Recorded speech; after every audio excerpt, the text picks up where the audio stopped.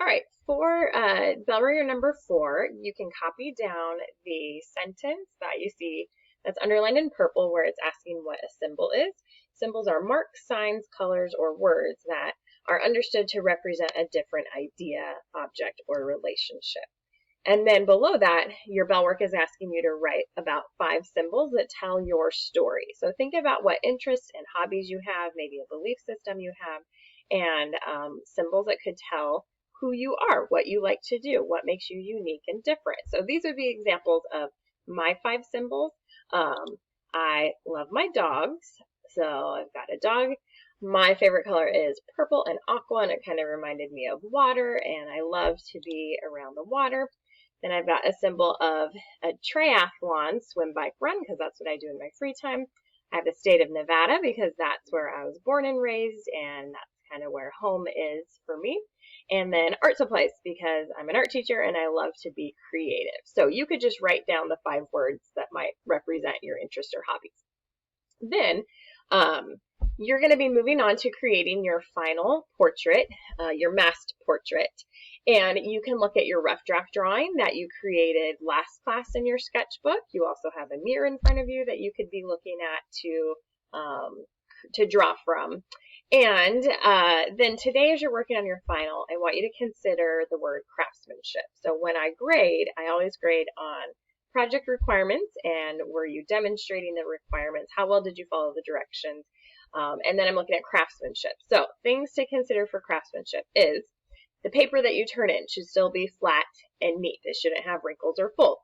When you're erasing, your eraser mark should be erased completely, and you don't want to have a lot of smudging. So the reason smudging happens is because you have a dirty eraser to begin with. So if you have a bunch of gray pencil in your eraser, just erase on a clean white piece of paper and it cleans off your eraser, and then use that clean eraser to erase on the drawing. But if you're drawing too dark, your lines still might not disappear. So then I would think about disguising those. You could color over them. You could draw over them so that they kind of disappear.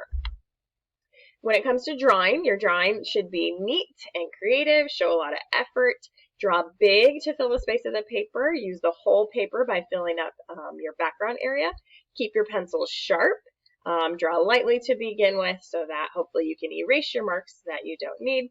And then if you're trying to draw straight lines, maybe consider using a straight edge. So you might use the pencil box, the edge of the pencil box. You might use your ID as a ruler. You could use the edge of the mirror as a ruler.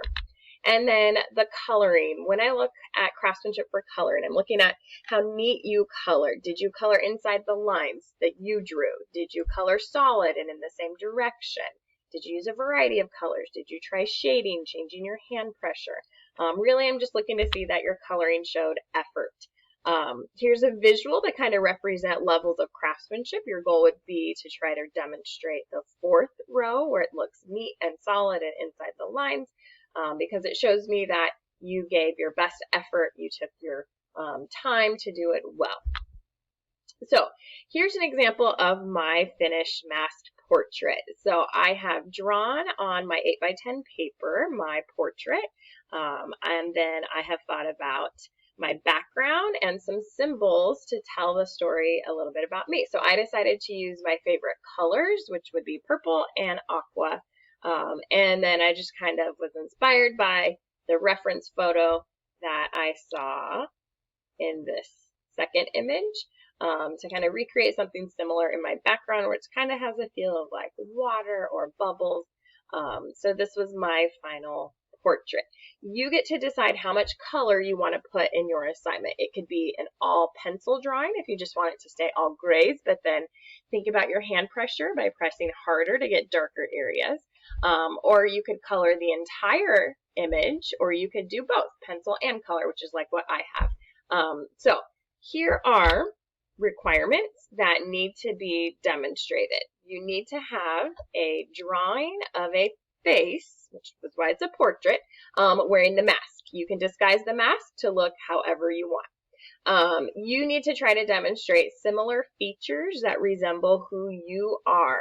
So it could be the length of your hair, the texture of your hair. Features might be what you are wearing that day, your clothing.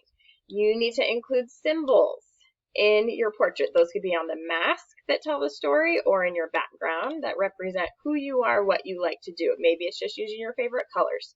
And then you have to have something in your background. The background should not be plain white.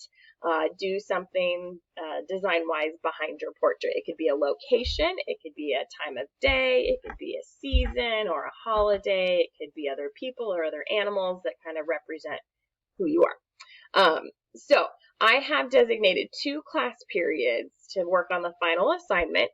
Today's class period, you should try to complete the pencil contour drawings by the end of class.